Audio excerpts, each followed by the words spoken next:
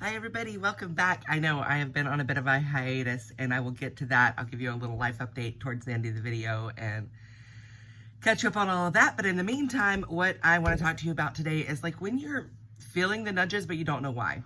Because a lot of times we'll get intuitive nudges that are for us, for our path directly. And sometimes we'll get nudges and we don't know why we're following them. We'll never see the results. We'll never see, you're like, I did this random thing, or I left a little bit later, or I left a little bit earlier because my gut told me to, and I don't know why I didn't see any result from that. And often what's happening is, they say, like, don't question your timing if you're late. It could have caused you to miss a car accident, or it could have caused you to miss, people that were late to work and weren't in the World Trade Center when, the attacks happened and it fell. There are, instances like that where we're like, okay, we'll never know why, but I was feeling this. But also, sometimes it's for other people. And that's what I realized. Believe it or not, it's not all about us individually. We are in a co-creation. We are in this, situation, this planet, this life together. And a lot of times the intuitive nudge that you're feeling is on behalf of someone else. So an example of this, I recently went out with some friends. Randomly, at the last minute, I'm like, I need to bring a towel. We weren't going to the beach. We weren't going to any waterfalls. I keep Turkish towels in my car anyway, just in case. But I don't know. My guy told me to bring a towel, and I'm like, I've learned at this point to just listen. And anytime I don't listen, I regret it. I'll go into that again on the life update. But so just brought the towel, having no idea why. And later on down the road in that day, I was in a situation where someone near me needed a towel. There was a big spill in the car. They needed a big towel to clean it up. And I happened to have the big towel. So that wasn't for me, that was for them. So a lot of times when we're getting these nudges, even if it doesn't make sense to us and you're like, I can go through my entire day and there is no chance I'm gonna need this towel. Listen to the nudge anyway, because it may not be for you. It may be the universe using you as a co-creator in this manifestation for someone else, right? We're all in this together. We're all working in this together, and every move I make affects everything, and every move someone else makes affects me and everything. So it's important to trust these nudges even when we don't have evidence. Another one more on a personal how it could be affecting you level. So I have a friend who is going through some personal challenges. I just want to leave it as vague as possible for their privacy. But many, many years ago, she was in a marriage. It did not go well. The marriage ended, but it took her a few years to actually file for divorce. And now she's in her older years and she is trying to file for Social Security, and her Social Security is not very much. But this spouse that she was divorcing at the time is now deceased, and she can draw on his Social Security because they were married for more than 10 years.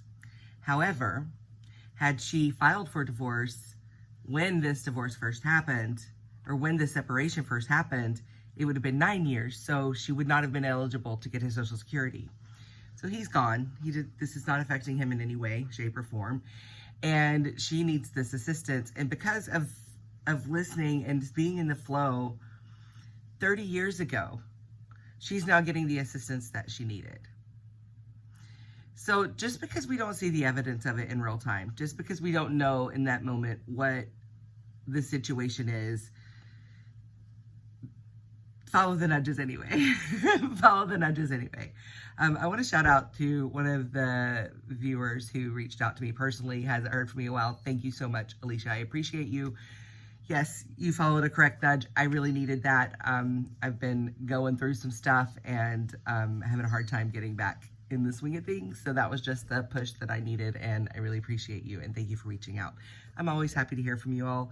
I consider us a community, so thank you so much for that. But again, I would just want to, if you haven't been watching my videos before, what does the nudge feel like? Sometimes it's just like a quick, ooh, I should do that. When there's no thought leading up to it, no fear leading up to it, nothing to be like, oh, this could happen. It might rain. I might spill something. So let me bring this towel just in case. That's not the nudge. The nudge is just when randomly you're about to walk out the door and something says, grab that towel. Just do it. Even if there was never any result of it, even if I had brought the towel, it was never used, brought it back home, put it away, it wasn't going to hurt anything. But me having it in that moment was very helpful, and it made the life of the other person much easier, and I was able to be of service, which always feels good, right, to someone that I care about. We don't always know why we get the nudges, and we may not ever know why. We may not have the evidence to follow. We may not have that validation, and sometimes we do. There's so many times when I follow those nudges, and then I get that validation, and it feels good, and it's encouraging. But if you're wondering why you're getting certain nudges, it may not be for you, babe. It may be that you get to be part of the beautiful co-creation that is facilitating someone else's manifestation, that is facilitating joy and ease in someone else's life. It may have nothing to do with you except the fact that you are a part of the puzzle, that you get to be a part of the action. Either way, do it. Like, it just makes you a bigger part of this community, right? It makes you in a bigger part of community on the earth. If you're reaching over and helping a stranger even, like, you may never see or talk to that person again, but you're creating community in the quantum field and the energetics in your heart space, right? Connecting with other people, being of service, and understanding and listening to these nudges, knowing, okay, this may not even be for me. I'm just going to listen to the nudges and trust. I don't need evidence. I don't need validation. I just trust that there's a reason for it. Even if me just going back and getting the towel saved me from stubbing my toe or getting bit by a centipede or something, you know, I don't need to know. I just trust. And there's been enough times that the nudges panned out to be for my greater benefit that I will continue to just trust them. Again, it could be 30 years down the road. You don't know why you're doing something, and 30 years down the road, you're like, holy crap, this is literally going to save my life. You never know. So, I don't know, start experimenting with it to see what happens. Let me know in the comments. Share some experiences that you have that you identify with this, and let me know. Share your stories with others. Maybe they can see themselves in those stories too. But I'd love to hear about your fun coincidences and nudges that paid off, or nudges that you know they did, but you don't know how. You just believe in them. Either way, I'd just love to hear from you. So, on the life update, y'all, I went out of town to see my family. Got my nose pierced again. I haven't had it pierced since before. I had it on this side way back when, and I loved it. And one night when I was sleeping, it came out and my nose had closed up before I even woke up, and I never could find the jewelry, so I just accepted it as a loss. But I've always wanted it back. And the opportunity arose. It hurt so bad. It hurt so bad. Much worse than I remembered. But I did it. I love it. This is what we're looking at for the next 4 to 6 months until I can change it into something else. But that happened. But talking about nudges. I've been planning this trip to go see family for a while now. I haven't been back to Atlanta. My mom is now in St. Louis. I haven't been back to Atlanta in 3 years. It was time to see the people. So I was making plans to do this, and it worked out. The timing was really cool because it was going to be this girls' trip with my auntie and cousin and my sister and my mom, and I have been wanting this to happen for years anyway. And I was excited that it just happened to be that they were already talking about doing this girls trip when I was going to be there, and we actually got to do it together. I was so excited about that. I started to feel kind of yucky. I was meant to leave on, I think, a Thursday, Wednesday or Thursday. I don't know. It was like a month ago, y'all. And I started feeling kind of gross. And I was like, oh, it's just allergies. It's no big deal. And at one point, I looked online at the plane tickets, and I'm like, oh, I could switch my flight to Friday. It wouldn't cost me anything. That would give me a couple of days just in case this does turn into something. That would give me a couple of days to recover and fly out anyway. And then I had an offer for a gig that would have paid pretty well, that would also postpone my trip, and I could still do in the condition I was in. But I was like, no, I really don't want to miss this girls trip. I'm trusting the timing of that. I turned it down. But I really had that strong nudge to reschedule my flight till Friday and give myself time to figure out if I was sick or not. But I didn't do it.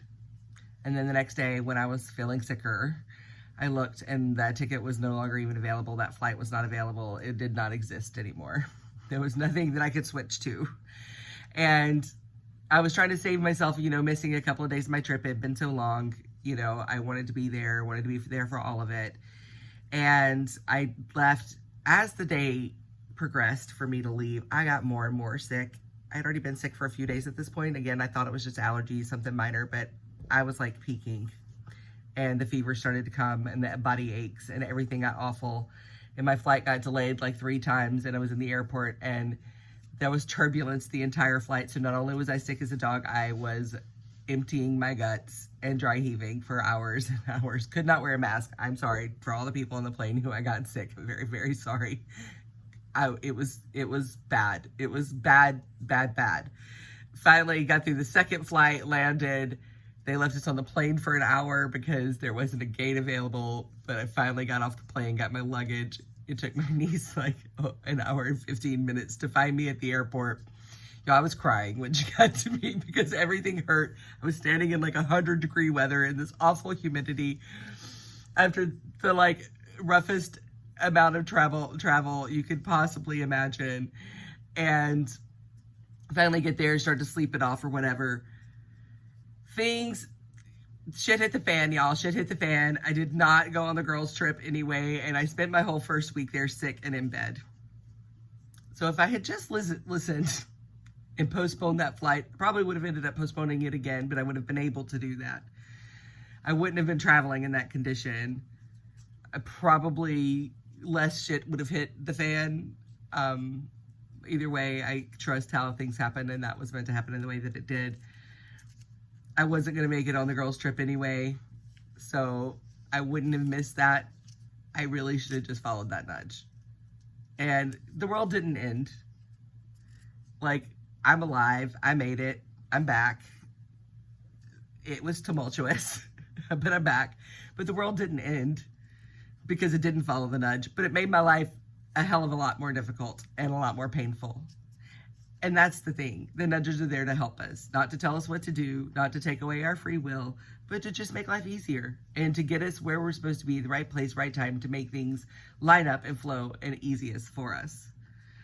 So following the nudges is for your own benefit, right? Following that gut instinct, not just gut instinct, but the soul nudge, the pull, it's for your benefit. It's not like brushing your teeth is for your benefit when you're a kid and you don't want to brush your teeth. No, it like really just makes your life more enjoyable and easier and flow better and less painful, and however many other ways I can think to describe it. My trip back home, that was the beginning and that was kind of the theme of it. It was rough. It was rough. A lot came to the surface. I made this video, my last video, about how I knew that I was psychic, and like coming out of the psychic closet. I'm gonna make a whole video about that too, but I've got a whole like 20 videos that came to me when I was like, oh, this is what I need to be talking about. This is what people need to want to hear about. And I'm just gonna have to accept that people are gonna think I'm weird and put it out there. And then all these ideas started flowing in and coming to me about it. And then I got sick, and then I've gone through this whole initiation. I have been through heartbreak and betrayal and family betrayal and falling out and sick. So sick. It has been a true initiation, and I'm here for it. I'm enduring. I'm hanging in there and making it happen. But I'm so grateful for you. I'm so grateful for this community and for this opportunity to share these experiences in alignment with my 6'2" human design. I get to do the F around and find out and share the wisdom with you guys here. So yay. Yay for us. But yeah, true initiation. Life has been lifing for sure. And I am doing what I do best, which is alchemizing it into something beautiful. The heartbreak is fueling a book that I've been wanting to write, and the family stuff is fueling some growth that's been needing to happen and some transitioning that's been needing to happen. The sickness, it just was part of the recipe, I guess. It was just all part of it, but I'm feeling good now. back to school. That is not happening in the way that I expected. It's so weird. This goes back into the whole intuitive feeling that, like, that soul-led living that I talk so much about. Is ceramics, y'all know, is my joy. I love my ceramics class.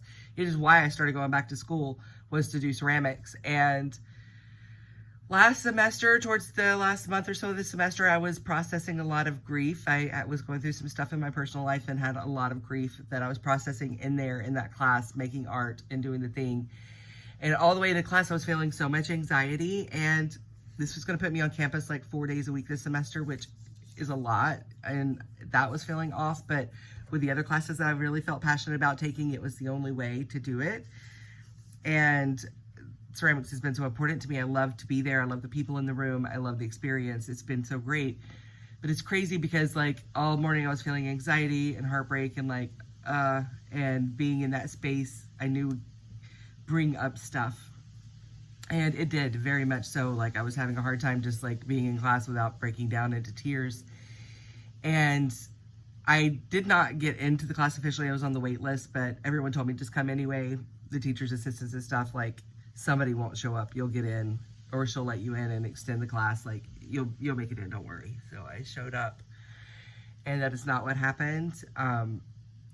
Energetically, I was not feeling welcome in that room, not because of anything personal with anyone there. I just wasn't feeling welcome in that room. And when I got there, I didn't want to be there. And I was saying, oh, it's good to be back, but I didn't feel that way.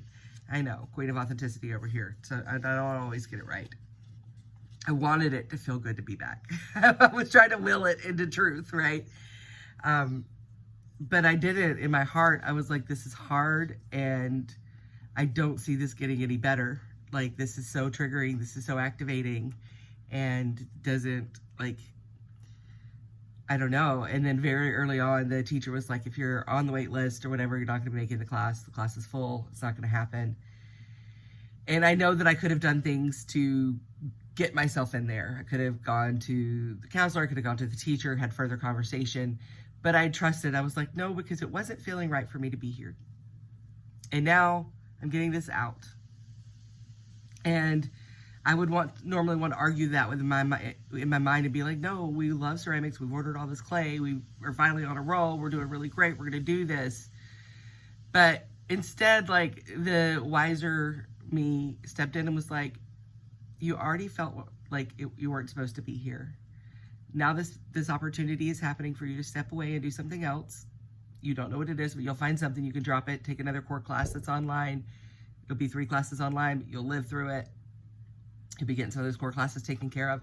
You know, just like the wisdom started coming in because I wanted to argue with it and wanted to, like, force my way. And instead I trusted. I was like, no, I didn't feel like I was meant to be here today, and I'm going to trust that this is working out in my favor. So I don't know why. I don't know why I didn't make it into ceramics this semester. I don't know why I was still stuck in that emotional turmoil being back there. But I trust it. I know that I keep ending up exactly where I'm supposed to be. And that I don't always understand it. A lot of times I don't understand what's happening. But I know that I will one day. I'll either understand that it wasn't for me, it was for someone else. Or that it was for me, it was for a better outcome, a better future. Something better than I could have imagined that's waiting for me, that I wouldn't have made it to if I had stayed in that place where everything was telling me I wasn't supposed to be.